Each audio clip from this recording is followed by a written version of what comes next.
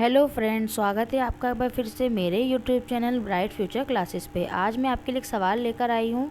तो सवाल है यहाँ पर कैसा, एक दीवार की लंबाई 5 मीटर, चौड़ाई 30 सेंटीमीटर, ऊंचाई 3 मीटर यहाँ पर है। दीवार बनाने में 20 सेंटीमीटर, 10 सेंटीमीटर और 7.5 सेंटीमीटर माप की कितनी ईंटों की आवश्यकता है। देखिए, ये जो सवाल है हमारा, इस सवाल में घन घनाप की बात हो रही है। यहाँ पे आपको आकृति नहीं दी गई है, लेकिन जब दीवारों की और ईंटों की बात होती है तो वहाँ पे घन घनाव से संबंधित प्रश्न ही आते हैं। और ये घन घनाव वाले प्रश्न आपकी कक्षा 9वीं के और 10वीं के काफ़ी महत्वपूर्ण प्रश्न हैं। तो अब हम इस सवाल को यहाँ पे किस तरह से हल करेंगे, सबसे पहले देखिए। अब हमारी बात हो रही है यहाँ पे कि जो दीवार की लंबाई है और ईंटों की, देखिए दो आकृतियों की यहाँ पे बात की गई है आपसे। सबसे पहले हम दीवार की आयतन बनाएंगे। तो दीवार का जो आयतन है, और दीवार यहाँ पे कैसी है, घनाभाकार है। तो घनाभाकार का आयतन क्या होता है यहाँ पे, तो इस तरह से मैंने लिख दिया है, आयतन बराबर उसके बाद में लंबाई गुणा चौड़ाई गुणा ऊंचाई। ठीक है। अब ये देखिए, यहाँ पे हम लंबाई चौड़ाई ऊंचाई हमने लिख दी है। तो यहाँ पे जो लंबाई है वो कैसा है, देखिए यहाँ पे मीटर है, यहाँ सेंटीमीटर है और यहाँ पर भी मीटर है। तो हमें यहाँ पे मीटर को सेंटीमीटर में बदलना पड़ेगा।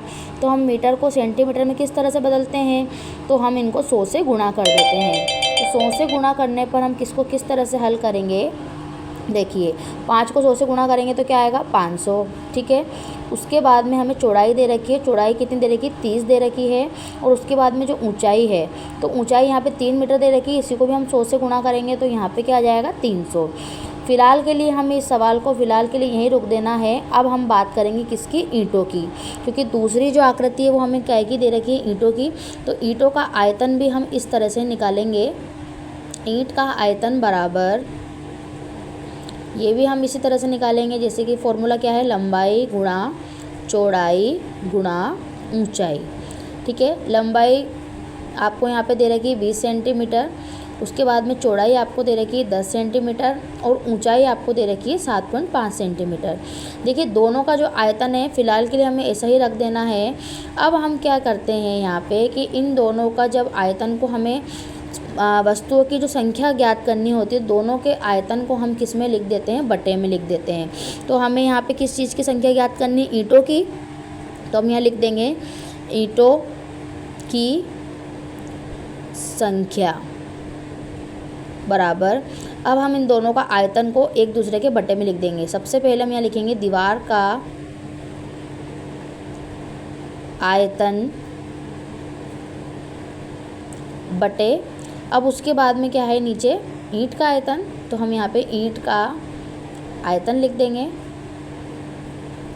ये देखिए, ईंट का आयतन मैंने लिख दिया है। अब इन्हीं इस फॉर्मूले के आधार पर, इस सूत्र के आधार पर हमें इसकी संख्या लिख दी। दीवार का आयतन कितना है, 500 गुणा 30 गुणा 300 और बटे में हमारे पास में यहाँ पे क्या है, ईंट का आयतन। ईंट का आयतन कितना है हमारे पास में, 20 गुणा 10 गुणा 7.5। ठीक है। अब हम यहाँ पे इस चीज़ को सोल्व कर देंगे। और हम किस तरह सोल्व करेंगे, ये आसानी से कट रहा है। किससे कट रहा है, ये 10 से कट रहा है। 10 एकम 10, 10 तिया 30। ठीक है।